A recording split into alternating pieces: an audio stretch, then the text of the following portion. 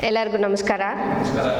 ಈ ದಿನ ನಾವೆಲ್ಲ the school of ancient wisdom ಈ ಜಾಗದಲ್ಲಿ ಜಯಪ್ರಕಾಶ್ ನಾಗತಿಹಳ್ಳಿ ಅವರ ಸಾನ್ನಿಧ್ಯದಲ್ಲಿ ಇವತ್ತು ನಾವು ಪಬ್ಲಿಕ್ ಸ್ಪೀಕಿಂಗ್ ಅದ್ರ ಬಗ್ಗೆ ವಿಷಯ ತಿಳ್ಕೊಳ್ಳೋಕ್ಕೆ ನಾವೆಲ್ಲ ಇಲ್ಲಿ ಸೇರಿದ್ದೀವಿ. ನಾವಿಲ್ಲಿ ಸೇರಿರೋ ಇಷ್ಟು ಜನ ಸಮಾನ ವಯಸ್ಕರಲ್ಲ, ಆದರೆ ಎಲ್ಲರೂ ಸಮಾನ ಮನಸ್ಕರು. ಯಾಕಂದರೆ ನಮ್ಮೆಲ್ಲರ ಉದ್ದೇಶ ಒಂದೇ, ನಾವು ಕಲಿಯೋದಕ್ಕೆ ಬಂದಿದ್ದೀವಿ. ಅದು ಒಂದೇ ಟಾಪಿಕ್ ಬಗ್ಗೆ, ಒಂದೇ ವಿಷಯದ ಬಗ್ಗೆ ಕಲಿಯೋಕ್ಕೋಸ್ಕರ ನಾವು ಇಲ್ಲಿಷ್ಟು ಜನ ಸೇರ್ಕೊಂಡಿದ್ವಿ. ಅಂದರೆ ನಾವು ಮಾತುಗಾರಿಕೆ ಇರ್ಬೋದು, ಪಬ್ಲಿಕ್ ಸ್ಪೀಕಿಂಗ್ ಇರ್ಬೋದು, ನಮ್ಮನ್ನು ನಾವು ಅಂದ್ಕೊಂಡಾಗ ಮಾತಾಡೋದು ಕಲಿಯೋಕ್ಕೆ ಬರೋ ಅವಶ್ಯಕತೆ ಇದೆಯಾ? ಹೌದಾ, ಮಾತುಗಾರಿಕೆನ ಕಲಿಬೇಕಾ? ಯಾಕೆ ನಮ್ಗೆ ಹಾಗಾದ್ರೆ ಮಾತಾಡೋಕ್ಕೆ ಬರಲ್ವಾ ಅಂತ ಎಲ್ಲೋ ಒಂದು ಕಡೆ ನಮ್ಮನ್ನು ನಾವು ಪ್ರಶ್ನೆ ಮಾಡ್ಕೊಂಡಾಗ ಜನದಲ್ಲಿ ಎರಡು ಥರ ಜನ ಇರ್ತಾರೆ. ಕೆಲವರು ಒಳಗಡೆ ಏನೂ ಇರಲ್ಲ, ನನಗೆಲ್ಲ ಗೊತ್ತಿದೆ ಅನ್ನೋ ಥರ ಇರ್ತಾರೆ. ಇನ್ನು ಕೆಲವರು ಇರ್ತಾರೆ ಎಲ್ಲ ಗೊತ್ತಿರುತ್ತೆ ಬಟ್ ಬಾಯ್ ಬಿಟ್ಟು ಮಾತಾಡಕ್ಕೆ ಬರಲ್ಲ. ಆದರೆ ಆ ಕೆಟಗರಿಯಲ್ಲಿ ಎರಡನೇ ಕೆಟಗರಿ ನಾನು. ಒಂದೊಂದ್ಸರಿ ಏನಾಗುತ್ತೆ ಅಂದರೆ ವಿಷಯ ಗೊತ್ತಿರೋದನ್ನ ಹೇಗೆ ಪ್ರೆಸೆಂಟ್ ಮಾಡಬೇಕು, ಎಲ್ಲಿ ಪ್ರೆಸೆಂಟ್ ಮಾಡಬೇಕು, ಹೇಗೆ ಮಾಡಬೇಕು ಅನ್ನೋದ್ರ ಬಗ್ಗೆ. ಯಾಕೆ ಅಂದರೆ ಎಲ್ಲೂ ಇದಕ್ಕೆ ನಮಗೆ ಟ್ರೈನಿಂಗ್ ಕೊಡಲ್ಲ. ಯಾವ ಸ್ಕೂಲ್ಗಳಲ್ಲಾಗಲಿ ಕಾಲೇಜ್ಗಳಲ್ಲಾಗಲಿ ಮಾಡ್ಬೋದು, ವರ್ಷಕ್ಕೆ 1-2 ಡೆಬಿಟ್ ಕಾಂಪಿಟೇಷನ್ಸ್ ಇರ್ಬೋದು, ಏನೋ ಸಣ್ಣ ಪುಟ್ಟ ಕಾಂಪಿಟೇಷನ್ ಮಾಡಬಹುದು. ಆದರೆ ಮಾಡಿದ್ರೆ ಅದನ್ನು ಎಷ್ಟು ಜನ ಉಪಯೋಗಿಸ್ಕೋತಾರೆ ಅನ್ನೋದು ನೋಡಬೇಕು. 1 or 2% ಯಾರೋ ಸ್ಕೂಲಲ್ಲ ಕಾಲೇಜಲ್ಲಿ ಒಬ್ಬರೋ ಇಬ್ಬರೋ ಚೆನ್ನಾಗಿ ಮಾತಾಡೋರನ್ನ ಅವರೇ ಸ್ಕೂಲವರೇ ಇದು ಮಾಡಿಬಿಡ್ತಾರೆ, ಹೋಗ್ತಾರೆ, ಮಾತಾಡ್ಕೊಂಡು ಬರ್ತಾರೆ. ಆದರೆ ಅವರೇ ನಮ್ಮ ಸರ್ ಹೇಳಿದ್ರು, ಪ್ರತಿಯೊಬ್ಬರಿಗೂ ಒಬ್ಬರು ಗುರು ಇರಬೇಕು ಅಂದ್ಬಿಟ್ಟು. ಹೌದು, ಮುಂದೆ ಗುರಿನೂ ಇರಬೇಕು, ಹಿಂದೆ ನಮಗೆ ಗುರುನೂ ಇರಬೇಕು. ಆದರೆ ಗುರುನ ಸೆಲೆಕ್ಟ್ ಮಾಡ್ಕೊಳ್ಳೋಂಥದ್ದು ನಾವು ಯಾರನ್ನ ಸೆಲೆಕ್ಟ್ ಮಾಡ್ಕೋತೀವಿ ಅನ್ನೋದು ಇಂಪಾರ್ಟೆಂಟ್ ಆಗುತ್ತೆ.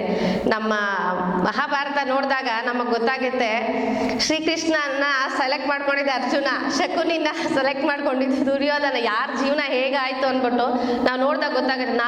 ನಾವು ಉತ್ತಮ ಗುರುನ ನಾವು ಸೆಲೆಕ್ಟ್ ಮಾಡ್ಕೋತೀವೋ ಆವಾಗ ನಮ್ಮ ಭವಿಷ್ಯ ಚೆನ್ನಾಗಿರುತ್ತೆ ಅಂತ ಹೇಳಕ್ ಇಷ್ಟಪಡ್ತೀನಿ.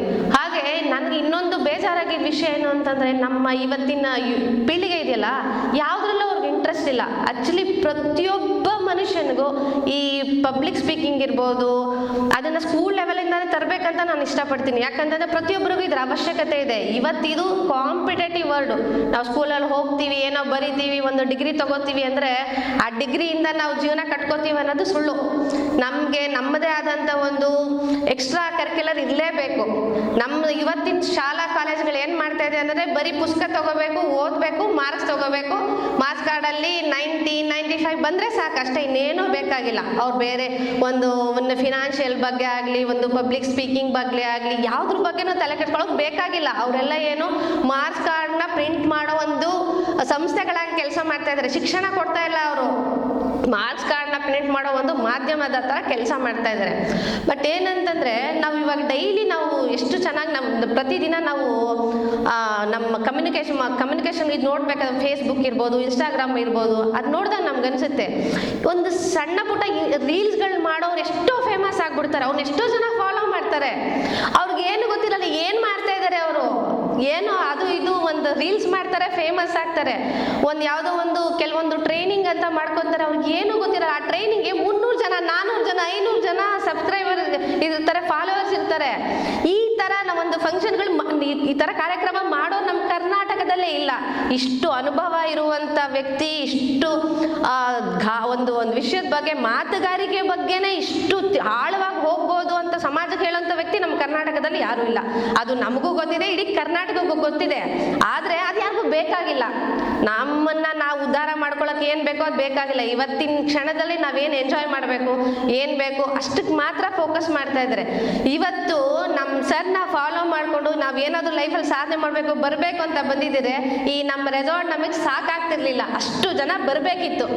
ಯಾಕಂದ್ರೆ ಇಷ್ಟು ನಾವು ಜನ ಇಲ್ಲಿ ನಾವು ಸೇರಿದ್ದೀವಿ ಅಂದ್ರೆ ಇಷ್ಟು ಜನಕ್ಕೆ ಸಾಕು. ಇಡೀ ಕರ್ನಾಟಕದಿಂದ ಬಂದಿರೋದು, ಕರ್ನಾಟಕದ ಮೂಲೆಯಿಂದ ಬಂದಿದ್ದಾರೆ ಜನ. ಆಕ್ಚುಲಿ ಹೇಳ್ಬೇಕು, ಉತ್ತರ ಕರ್ನಾಟಕದವರೇ ಜಾಸ್ತಿ ಇದ್ದಾರೆ. ನಮ್ಮ ಬೆಂಗಳೂರವ್ರ ಹಂಗಾರೆ ಯಾರಿಗೂ ಏನು ಅವಶ್ಯಕತೆ ಇಲ್ವಾ, ಬೇಕಾಗಿಲ್ವಾ ಅಂದ್ರೆ ಎಲ್ಲ ತಿಳ್ಕೊಂಡಿದಾರ ಅಂತ ನೋಡಿದಾಗ ಇಲ್ಲಿ ಗೊತ್ತಾಗೋದೇನು ಅಂತಂದ್ರೆ, ಅವ್ರಿಗೆ ಆಸಕ್ತಿ ಇಲ್ಲ. ಫಸ್ಟ್ ಆಫ್ ಆಲ್ ಬೇಕಾಗಿಲ್ಲ ಅವ್ರಿಗೆ ನನಗೇನು ಬೇಕು, ಏನು ಬೇಡ ಅಂತ ತಿಳ್ಕೊಳ್ಳೋ ಅಂತ ಕೆಪಾಸಿಟಿ ಕೂಡ ಇಲ್ಲದೆ ಇರೋಂಥ ಸಿಚುಯೇಷನ್ ಬಂದಿದೆ. ಆಮೇಲೆ ನಾನು ಇನ್ನೊಂದು ಹೇಳಕ್ಕೆ ಇಷ್ಟಪಡೋದು, ಈ ಪ್ಲೇಸ್ ಒಂದು ಯುನೀಕ್ ಪ್ಲೇಸ್ ಅಂತ ಹೇಳಕ್ಕೆ ಇಷ್ಟಪಡ್ತೀನಿ. ಅಂದರೆ ಒಂದು ನಾವು ಯಾವಾಗಲೂ ಪ್ರಕೃತಿಗೆ ಕನೆಕ್ಟ್ ಆಗಿರಬೇಕು. ಒಂದು ಇಲ್ಲಿ ಫುಲ್ ಹಸಿರು ಸಮೃದ್ಧಿಯ ಸಂಕೇತ. ನಾವು ಈ ಸಮೃದ್ಧಿ ಒಳಗಡೆ ಇದ್ದಾಗ ನಮಗೆ ಹೊರಗಡೆಯಿಂದ ನೆಗೆಟಿವ್ ಥಾಟ್ಸ್ ಬರಕ್ಕೆ ಸಾಧ್ಯನೇ ಇಲ್ಲ. ಇಲ್ಲಿಂದ ಪ್ರತಿಯೊಂದು ಬಿಲ್ಡಿಂಗ್ಗಳ ಸ್ಟ್ರಕ್ಚರ್ ಇರ್ಬೋದು, ಇಲ್ಲಿಂದ ಪರಿಸರ ಇರ್ಬೋದು, ಮರಗಿಡಗಳಿರ್ಬೋದು, ಪ್ರತಿಯೊಂದನ್ನು ಎಲ್ಲರಿಗೂ ಪಾಸಿಟಿವ್ ಕಡೆ ಕರ್ಕೊಂಡು ಹೋಗೋಕ್ಕೇನೆ ಒಂದು ಮಾರ್ಗದರ್ಶನ ತೋರಿಸ್ತದೆ. ಪ್ರತಿಯೊಂದು ಇದು ಈ ಪಿರಮಿಡ್ ಆಕಾರದಲ್ಲಿ ಏನು ಬಿಲ್ಡಿಂಗ್ ಇದೆಯಲ್ಲ, ಇದೇ ಹೇಳುತ್ತೆ, ಇದು ಪಾಸಿಟಿವಿಟಿಗೆ ಒಂದು ಮೇನ್ ಇದು ಅಂತ ಹೇಳಕ್ಕೆ ನಾನು ಇಷ್ಟಪಡ್ತೀನಿ. ಹಾಗೆ ಪ್ರತಿಯೊಂದು ಇಲ್ಲಿ ನಾವು ಬಂದಿದ್ದೀವಿ, ಇಷ್ಟು ಜನ ನಾವು ಬಂದಿದ್ದೀವಿ, ನಾವಿಲ್ಲೇನೋ ಒಂದು ಕಲ್ತ್ಕೊಂಡಿದ್ದೀವಿ.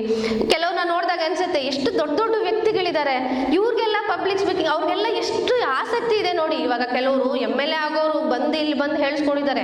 ಇವತ್ತು ಅವರು ಮಾಜಿ MLA ಆಗಿರ್ಬೋದು, ಇವಾಗ ಕೆಲವರು MLA ನಿಂತ್ಕೊಳ್ಳೋಂಥವ್ರು ಬಂದಿದ್ದಾರೆ, ಒಳ್ಳೊಳ್ಳೆ ಬಿಸ್ನೆಸ್ ಅಲ್ಲಿರೋ ಬಂದಿದ್ದಾರೆ, ಗೌರ್ಮೆಂಟ್ ಜಾಬ್ ಅಲ್ಲಿರೋರು ಬಂದಿದ್ದಾರೆ, ಹೌಸ್ ವೈಫ್ ಬಂದಿದ್ದಾರೆ, ಅಷ್ಟು ಉತ್ತರ ಕರ್ನಾಟಕದಿಂದ ಬಂದಿದ್ದಾರೆ.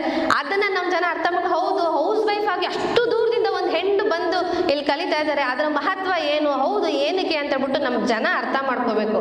ಅರ್ಥ ಮಾಡ್ಕೊಂಡಾಗ ಎಲ್ಲರಿಗೂ ಅದ್ರ ಉಪಯೋಗ ಒಂದು ಸಾರಿ ಅದ್ರದ್ದು ಬಂತು ಅಂತಂದ್ರೆ ಉಪಯೋಗದ ಉಪಯೋಗ ಗೊತ್ತಾಗೋಯ್ತು ಅಂತಂದ್ರೆ ಅವ್ರಾಗ ಕನೆಕ್ಟ್ ಆಗ್ತಾ ಇರ್ತಾರೆ ಅಂತ ಹೇಳಕ್ ಇಷ್ಟಪಡ್ತೀನಿ. ನನಗನ್ಸಿದ್ ನಮ್ಮ ಜಯಪ್ರಕಾಶ್ ಸರ್ ಅಂತ ಗುರುಗಳು ಸಿಕ್ಕಿರೋದು ನಮ್ಮ ಪುಣ್ಯ ಅಂತ ಹೇಳ್ಬೋದು. ಯಾಕಂತಂದ್ರೆ ಅವರು 40 ವರ್ಷ ಈ ಫೀಲ್ಡಲ್ಲಿ ಅನುಭವ ಇದೆ. ಅವರು ಅದರಲ್ಲೂ ಮಾಧ್ಯಮದಲ್ಲಿ ಇರೋದ್ರಿಂದ ಎಷ್ಟೋ ಕಾರ್ಯಕ್ರಮಗಳನ್ನ ನಿರೂಪಣೆ ಮಾಡಿದ್ದಾರೆ, ಎಷ್ಟೋ ಜನಗಳಿಗೆ ಅವರು ಎಷ್ಟೋ ಕಾರ್ಯಕ್ರಮಗಳಲ್ಲಿ ಆಂಕರಿಂಗ್ ಮಾಡಿ ಬೇಜಾನ್ ಇದು ಮಾಡಿದ್ದಾರೆ. ಆದರೆ ಅವರಲ್ಲಿ ಒಂದು ಆಳವಾದ ಪಾಂಡಿತ್ಯ ಇದೆ. ಅವರು ನಾನು ತಿಳ್ಕೊಂಡಿದ್ದೀನಿ ಅನ್ನೋ, ನನ್ಗೆ ತುಂಬಾ ವಿಷಯಗಳು ಗೊತ್ತಿದೆ, ನಾನೇನೋ ದೊಡ್ಡ ವ್ಯಕ್ತಿ ಅನ್ನೋ ಥರ ಇಲ್ಲ. ಎಷ್ಟು ಸರಳ ಜೀವಿ ಅಂತಂದ್ರೆ ಸರಳತೆಯಲ್ಲಿ ಸರಳ ಜೀವಿ ಅಂತ ಹೇಳ್ಬೋದು. ಅವರೆಲ್ಲರಲ್ಲಿ ನಾನು ವಿಭಿನ್ನ ಅಂತ ತೋರ್ಸ್ಕೊಳಕ್ ಹೋಗಲ್ಲ. ಅವ್ರ ಪ್ರಕಾರ ಎಲ್ಲರಲ್ಲಿ ನಾನೊಬ್ಬ, ಎಲ್ಲರ ಜೊತೆ ನಾನೊಬ್ಬ ಬೆಳೆದಿದ್ದೀನಿ, ನಂತರನೇ ಎಲ್ಲರೂ ಬೆಳಿಬೇಕು, ಎಲ್ಲರೂ ಚೆನ್ನಾಗಾಗಬೇಕು. ಎಲ್ಲರೂ ಪಬ್ಲಿಕ್ ಸ್ಪೀಕಿಂಗ್ ಅಂದ್ರೆ ಅವ್ರ ವೃತ್ತಿ ಅದಾಗಿರೋದು ಪಬ್ಲಿಕ್ ಸ್ಪೀಕಿಂಗ್ ಆಗಿರೋದ್ರಿಂದ ಎಲ್ಲರೂ ಇದರ ಅನುಕೂಲ ಪಡ್ಕೋಬೇಕು ಅನ್ನೋದು ಅವ್ರ ಆಸೆ. ಅದಕ್ಕೆ ಅವ್ರ ಆಸೆಯನ್ನು ಈಡೇರಿಸಬೇಕು ಅನ್ನೋದು ನನ್ನ ಇಷ್ಟ. ನಾನು ಎಲ್ಲರಿಗೂ ಹೇಳೋದೇನು ಅಂತಂದ್ರೆ, ದಯವಿಟ್ಟು ಎಲ್ಲರೂ ಏನೇನಕ್ಕೋ ಕೆಲವ್ರು ನನ್ನ ಹೆಣ್ಮಕ್ಳು ಪಾರ್ಲರಿಗೆ ಖರ್ಚು ಮಾಡ್ತಾರೆ, 10,000 20,000 50,000 ಪಾರ್ಲರಿಗೆ ಖರ್ಚು ಮಾಡ್ತಾರೆ, ಮತ್ತೇನಕ್ಕೂ ಖರ್ಚು ಮಾಡ್ತಾರೆ, ವೇಸ್ಟ್ ಮಾಡ್ತಾರೆ. ನಮ್ಮ ಗಂಡು ಮಕ್ಳು ಬಾರಲ್ಲಿ ಖರ್ಚು ಮಾಡ್ತಾರೆ, 45,000 ಪಬ್ಗಳಿಗೆ ಖರ್ಚು ಮಾಡ್ತಾರೆ. ಆದ್ರೆ ಅವ್ರ ಜೀವನಕ್ಕೆ ಬೇಕಾಗಿರೋ ಉಪಯೋಗಕ್ಕೆ ಬರೋಂಥದ್ದಕ್ಕೆ ಖರ್ಚು ಮಾಡೋಕ್ಕೆ ರೆಡಿ ಇಲ್ಲ. ಹಾಗಂತ ನಮ್ಮ ಸರಿ ಏನು ಲಕ್ಷಾಂತರ ರೂಪಾಯಿ ಅದು ಇದು ಅಂತೇನಿಲ್ಲ. ಅವರು ದುಡ್ಡಿಗೋಸ್ಕರ ಏನೂ ಮಾಡಲ್ಲ, ನಿಸ್ವಾರ್ಥದಿಂದ ಸಮಾಜಕ್ಕೆ ಏನೋ ಒಂದು ಕೊಡುಗೆ ಕೊಡಬೇಕು, ನನ್ನದೇ ಆದಂಥ ಕೊಡುಗೆ ಕೊಡಬೇಕು ಅನ್ನೋ ಉದ್ದೇಶದಿಂದ ಗೌರ್ಮೆಂಟ್ ಕೆಲಸ ರಿಸೈನ್ ಮಾಡಿ ಈ ವೃತ್ತಿಗೆ ಬಂದಿದ್ದಾರೆ. ಅದಕ್ಕೆ ನಾವು ಅವ್ರಿಗೆ ಗೌರವ ಕೊಡಬೇಕು. ಗೌರವ ಕೊಟ್ಟು ನಾವೆಲ್ಲರೂ ಅದನ್ನ ಅವ್ರು ಕೊಡ್ತಾ ಇರೋದನ್ನ ಉಪಯೋಗಿಸ್ಕೋಬೇಕು. ಕೊಡೋದು ಇಂಪಾರ್ಟೆಂಟ್ ಅಲ್ಲ, ಅವ್ರು ಕೊಡ್ತಾ ಇರೋದನ್ನ ನಾವು ಉಪಯೋಗಿಸ್ಕೋಬೇಕು, ಅದು ಇಂಪಾರ್ಟೆಂಟ್ ಅಂತ ಹೇಳ್ಬಿಟ್ಟು ಎಲ್ಲರೂ ಕೂಡ ಅದನ್ನು ಉಪಯೋಗಿಸ್ಕೋಬೇಕು ಅಂತ ನಾನು ಎಲ್ಲರೂ ಕೇಳ್ಕೊತೀನಿ. ನಮಸ್ತೆ.